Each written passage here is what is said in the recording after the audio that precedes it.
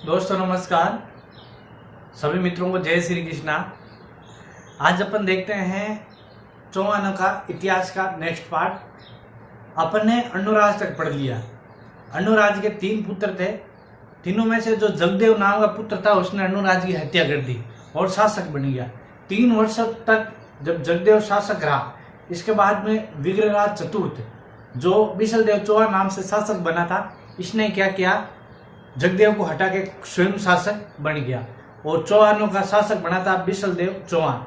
कब बना था? 1158 से 1163 तक शासक रहा था। तो अपन लगाओ हेडिंग बिसलदेव चौहान। बिसलदेव चौहान, इसी को अपन कहते हैं विग्रहराज चतुर्थ। इसी को क्या कहते हैं? विग्रहराज चतुर्थ। तो यहां आप लिख लेना विग्रहराज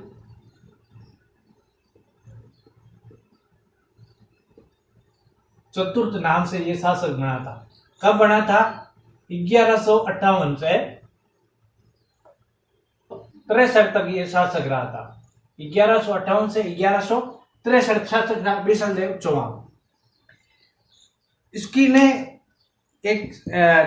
इसने कवि बांधव की उपाधि दी गई। किसने दी? जयानक भट्ट ने। तो इंपॉर्टेंट है, लिखो कवि बांधव, इसको उपाधि दी गई थी। बांधव उपाधि किसने दी थी? जयानक भट्ट ने।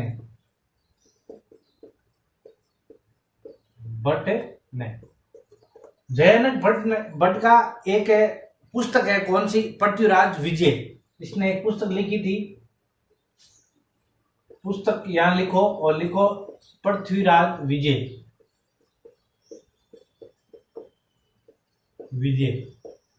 पृथ्वीराज विजय नाम की एक पुस्तक थी, उसका लेखक था जयानक भट्ट और इसी के अंदर इसने कहा था पृथ्वीराज चौहान को क्या कवि बांधव की उपाधि दी गई। बहुत बार क्वेश्चन आ रखा है, सिंपल तरीके से आपको अच्छी तरह समझा रहा हूं। इसने क्या किया? बिसलदेव रासो का, इसको चौहानों का, इसका शासन काल मतलब 1158 से 1163 इसके शासन काल चौहानों का स्वर्ण काल कहा जाता है। तो क्वेश्चन आ जाए चौहानों का स्वर्ण काल किस शासक के काल कहा जाता है? तो बिसलदेव चौहान। बहुत बार क्वेश्चन पूछ रखा। ये क्वेश्चन अपने कछवाड़ राजवंश का भी पूछ रखा है और मेवाड़ राजवंश का भी पूछ रखा है। तो अपन ने चौहान राजवंश का आ सकता है, इसीलिए ये चीज अपन को थोड़ा ध्यान रखना है। इसने जो दिल्ली का तोमर वंश था, इसके समकालीन दिल्ली का कौन सा वंश था? तोमर वंश। इसके राजा तोमर वंश के राजा तोमर को पराजित किया और दिल्ली को अपने राज्य के अंदर अधीन बना लिया। तो इसने थोड़ा यहां लिखना, इसने दिल्ली के तोमर वंश के शासक, तोमर वंश के शासक तोमर को पराजित किया। तोमर को पराजित किया। वे दिल्ली को अपने साम्राज्य में मिलाए। दिल्ली को अपने साम्राज्य में मिला दिया, मिलाया। ये अपन को दिल्ली शिलालेख से अपन को बात पता चलती है कि जो एक बिसलदेव चौहान नाम से शासक बना था, इसने क्या किया? दिल्ली को भी अपने साम्राज्य के अंदर मिला दिया।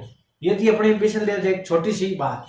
फिर बिसलदेव का आती है, आपको पता अनुराज को एक चालुक्य वंश का शासक था कुमारपाल, इसने पराजित किया था। इसने क्या किया? वापस कुमारपाल को पराजित कर दिया और सांबर, नाडोर और जालोर और वे अजमेर पर वापस अधिकार कर लिया।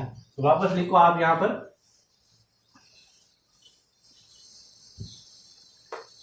चालुक्य शासक कुमारपाल को पराजित कर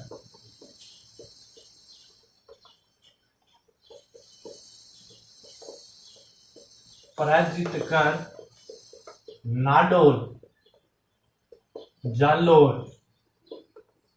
सांबर वे अजमेर को अपने अधीन किया।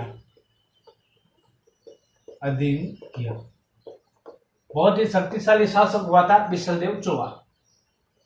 ये बात आती है अपने बिसलदेव चौहान के इतिहास के बारे में। फिर अपन चलते हैं इसके दरबारी कवि। कौन कौन इसके दरबारी कवि है? तो इसका एक दरबारी कवि था सोमदेव। क्या नाम था? सोमदेव। तो लिखो यहां पर आप सोमदेव।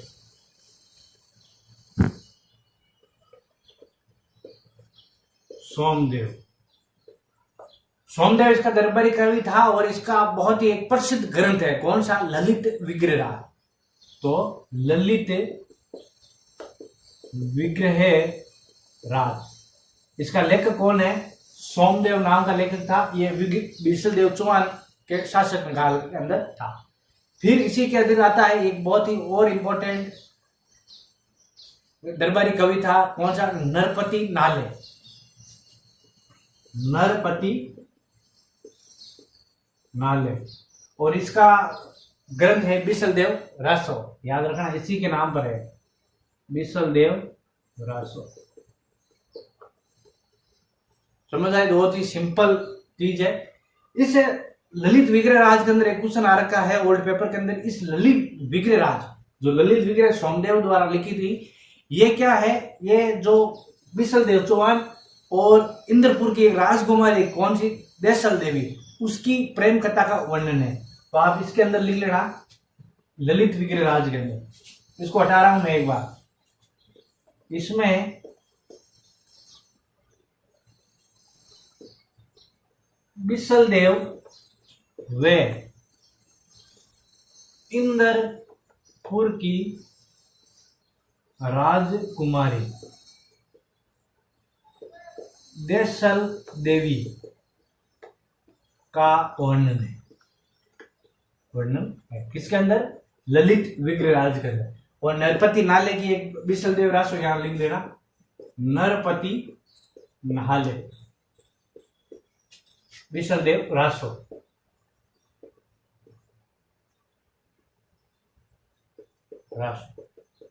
वो जो ललित विग्रह राज है, इसके अंदर बिसलदेव वे इंद्रपुर की एक राजकुमारी, कौन सी? देसल देवी। तो क्वेश्चन क्या आ रखा है कि ललित विग्रह राज के अंदर महिला पात्र का नाम क्या है? तो देसल देवी। कौन सा है? देसल देवी। थोड़ा इसको ध्यान रखना पड़ेगा। स्वयं विग्रहराज ही बहुत बड़ा कवि था। इसने हरिकेली नाम की एक नाटक की रचना की थी। तो बिसलदेव चौहान ने क्या किया था? बिसलदेव चौहान ने लिखना, बिसलदेव ने या विग्रहराज ने लिख दे तो विग्रहराज स्वयं ने हरिकेली नामक नाटक की रचना की।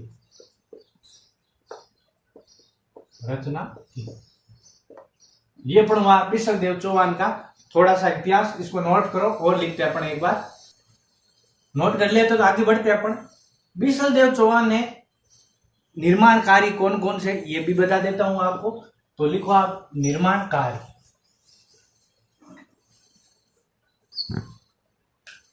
निर्माण, तो इसने अपने स्वयं के नाम से बहुत सारे निर्माण किया था। कौन कौन सा? एक तो बिसलपुर नगर को लगाओ, बिसलपुर नगर कहां पर है? टोंक के अंदर। बिसलपुर झील, बिसलपुर झील भी है, थोड़ा सा ध्यान रखना। बिसलपुर नगर अजमेर के अंदर है, बिसलपुर झील अजमेर के अंदर है। कहां पर है? अजमेर के अंदर। अगर ये चीज पूछ ले, बिसलपुर बांध, बांध अलग है, झील अलग है, ये कहां पर है? टोंक के अंदर। तो जो बिसलपुर नगर है टोंक, बिसलपुर झील है अजमेर, और बिसलपुर बांध है कहां पर? टोंक के अंदर।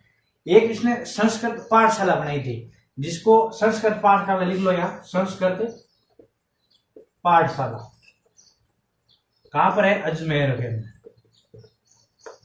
इसी संस्कृत पाठशाला को कुतुबुद्दीन ऐबक ने क्या किया? इसको तोड़कर 28 दिन के झोंपड़े के अंदर परिवर्तित किया। तो इसको लिख लो, इसको कुतुबुद्दीन ऐबक ने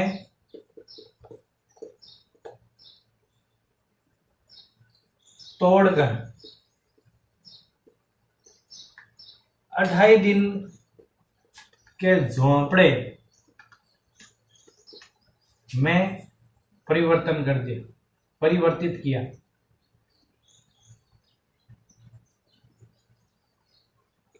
किसके अंदर परिवर्तन किया? कुतुबुद्दीन ऐबक ने इसी संस्कृत पाठशाला को 28 दिन के झोंपड़े के अंदर परिवर्तित कर दिया था। फिर एक लास्ट लाइन लिख लो बिसलदेव चौहान के अंदर, क्या?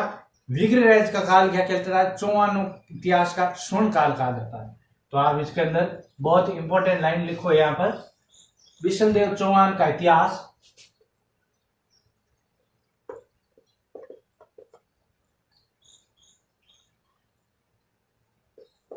देव चौहान का इतिहास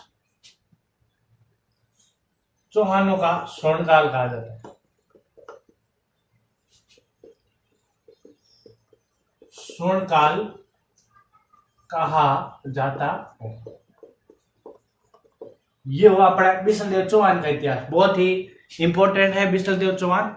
और इसके बाद में शासक बना था इसका पुत्र अपर गंगादेव। क्या बना था? अपर गंगादेव। तो इसके बाद शासक बना था कौन? अपर गंगादेव। अपर गंगादेव का नाम से शासक बना था। कोई इसमें इंपॉर्टेंट कार्य नहीं है गया, न इसका कोई इतिहास है। तो अपन इसके बाद देखते हैं सीधा पृथ्वीराज द्वितीय।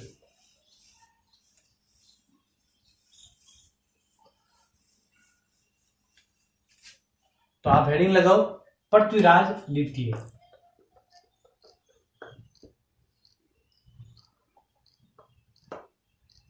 पृथ्वीराज द्वितीय, इसने मीनाल के अंदर एक मंदिर बनाया था भगवान शिव जी का। कौन सा? सुहेश्वर मंदिर। सुहेश्वर मंदिर इसने मीनाल में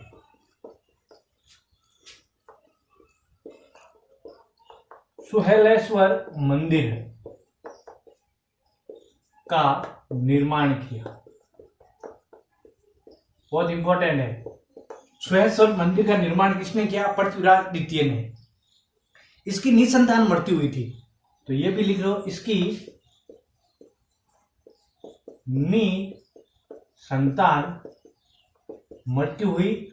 और इसीलिए इसका चाचा कौन था? सोमेश्वर। मैंने बताया आपको तीनों शासक बने थे अर्णोराज के पुत्र, तो इसका चाचा, इसीलिए इसका चाचा सोमेश्वर शासक बना। बस इतनी इंपॉर्टेंट बात थी पृथ्वीराज द्वितीय की। तो शासक कौन बना?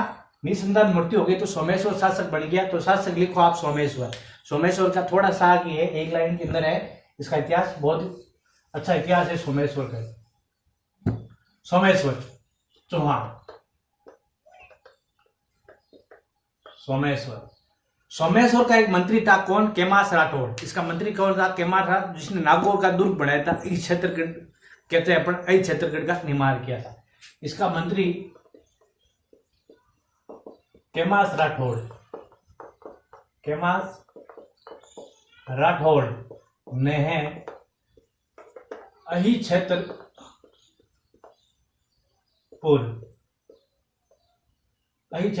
का दुर्ग बनाया।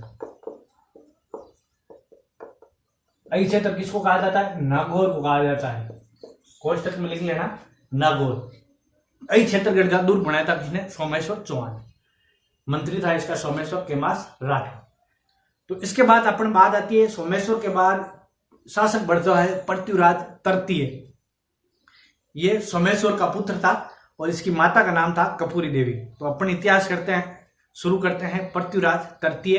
तो शासक बना था 1177 से 1192 तक। 1177 से 1192 तक शासक रहा था। तो आप हेडिंग लगाओ पृथ्वीराज तृतीय, बहुत ही इंपॉर्टेंट है।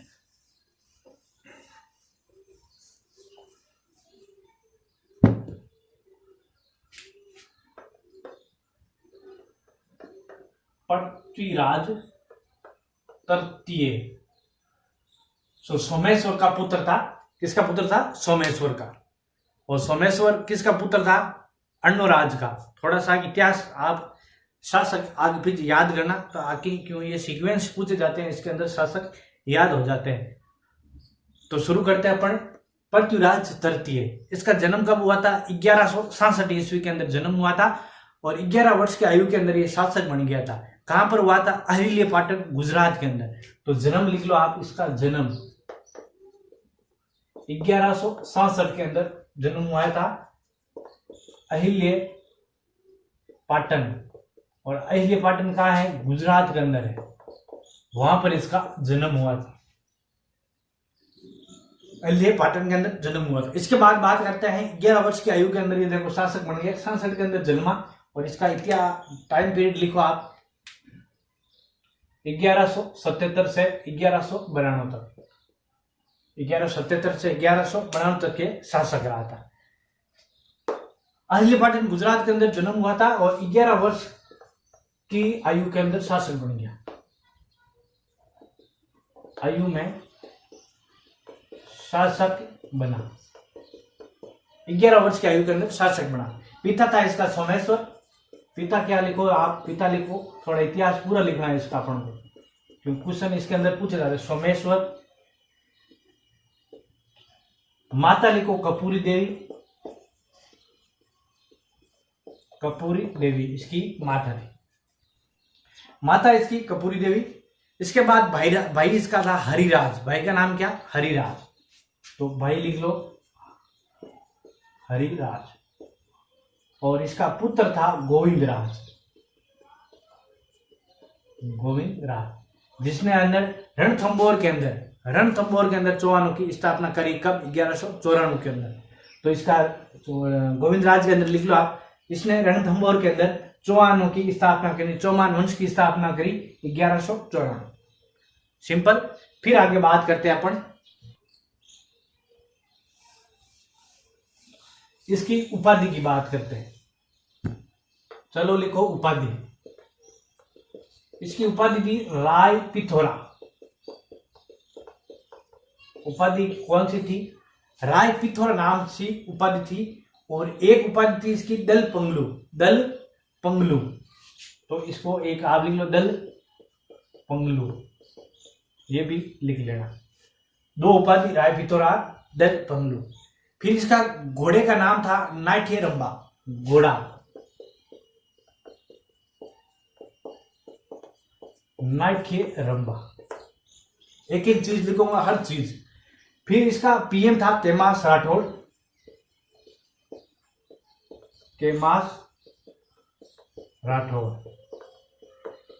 केमास राठौड़ और कपूरी देवी शुरू के अंदर इन्होंने इसका शासन के अंदर राजकारी का काम संभाला, क्योंकि ये जो छोटी उम्र के अंदर शासक बन गया। फिर अपना सेनापति इसका था भुवन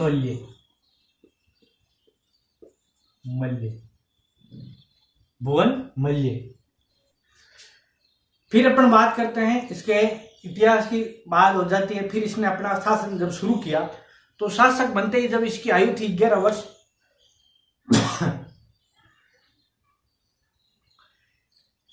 तो इसका एक चचेरा भाई था नागार्जुन। इसने क्या किया था? विद्रोह कर दिया। तो फिर इसने क्या किया? इनका भाई नागार्जुन और भंडार को, एक जाति थी ये भंडार को, उनका विद्रोह को समाप्त किया था। तो लिखो आप इसको, शासक बनते ही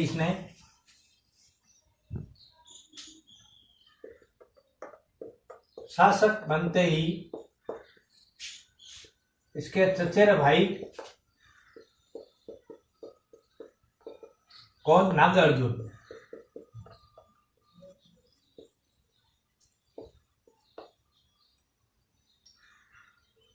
चचेरा भाई नागार्जुन वे भंडारकों के विद्रोह को दबाया।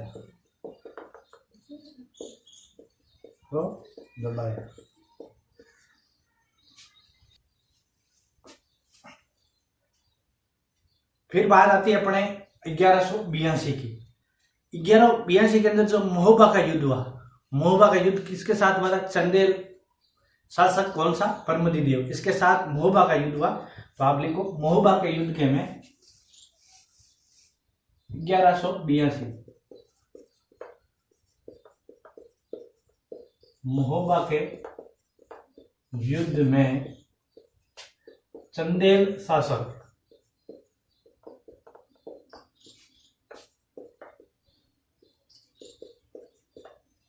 परमादि देव को पराजित किया।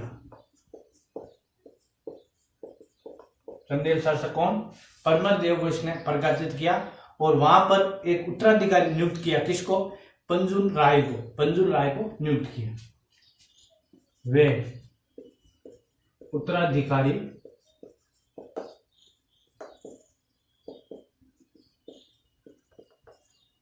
राय को नियुक्त किया। ये बात हुई अपने 1182 तक। फिर इसका इस परमृत देव राज के दो मंत्री थे, आला और उदल। इंपॉर्टेंट है, जब आला और उदल इसके परमृत देव चौहान है इसके मंत्री थे। इसने क्या किया? परमृत देव ने इन आला उदल को अपने इस दोनों मंत्रियों को निकाल दिया। जब इसको आला और उदल को पता चला कि पृथ्वीराज चौहान ने अपने राज्य पर आक्रमण किया, तो इन्होंने अपने राज्य की रक्षा के लिए, अपने मातृभूमि की रक्षा के लिए वापस आए और अपने प्राणों का न्यौछावर कर दिया। इसीलिए आला और उदल का नाम इंपॉर्टेंट है। तो यहां लिख लेना आला और उदल।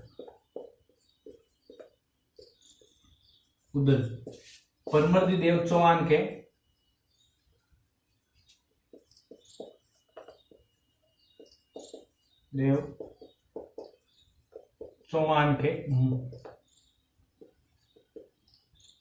मंत्री थे। परमृत देव चौहान के इसके दोनों सेनानायक या मंत्री कह सकते हैं अपन, या सेनानायक लिख लो अच्छा रहेगा। चौहान के सेनानायक।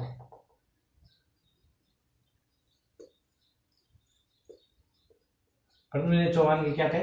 सेनानायक थे। और इसने मोहबा के युद्ध के अंदर इन्होंने अपने प्राणों की वीर गति को प्राणों को न्यौछावर कर दिया। ये हुई अपने परमृत देव चौहान महोबा के युद्ध के अंदर। तो महोबा का युद्ध इंपॉर्टेंट है। महोबा का युद्ध आ जाए किसके मध्य लड़ा गया? परमृत देव चौहान वे पृथ्वीराज तृतीय के मध्य लड़ा गया। फिर बात आती है ये छोटा सा महोबा का युद्ध। इसके बाद आती है चालुक्य नरेश भीमदेव द्वितीय के साथ पृथ्वीराज का संघर्ष। तो पृथ्वीराज ने चालुक्य नरेश कौन सा? भीमदेव द्वितीय। इस भीमदेव द्वितीय को पराजित किया था। तो ये चीज अपन पढ़ेंगे नेक्स्ट क्लास के अंदर। भीमदेव द्वितीय चौहानों का, फिर चौहान और घोड़वाल वंश के मध्य जो संघर्ष हुआ उसके बारे के अंदर, फिर जो चौहानों के जो तराइन का युद्ध हुआ था घोरी के मध्य, तराइन का पहला युद्ध और तराइन का दूसरा युद्ध, इस चीज को अपन पढ़ेंगे नेक्स्ट क्लास के अंदर। पृथ्वीराज तृतीय के बारे के अंदर बहुत ही विस्तार से अपन देख रहे हैं और एक एक फैक्ट चीज लिखा रहूंगा। ये चीज अपन को कहीं नहीं मिलेगी। कौन सी? ये उत्तराधिकारी पंजुल राय। इस पंजुल राय की वजह से ही इस पृथ्वीराज को उपाधि दी गई, पंजुल राय की उपाधि। पंजुल राय की उपाधि। तो थोड़ा इसको भी ध्यान रखना, क्योंकि जो नियुक्त होता है उसी के नाम से इसने उपाधि धारण कर ली। तो पंजुल राय किसको कहा जाता है? अपने पृथ्वीराज तृतीय को उपाधि दी गई थी इसी के नाम से। थोड़ा सा ये ध्यान रखना। तो ये थी अपनी आज की क्लास। आपको कैसी लगी कमेंट्स बॉक्स के अंदर जरूर बताना। कोई भी डाउट हो तो क्वेश्चन हो तो कमेंट्स बॉक्स के अंदर लिख देना। तो अपन हम मिलेंगे नेक्स्ट क्लास के अंदर। तब तक के लिए आप सभी को जय श्री कृष्ण।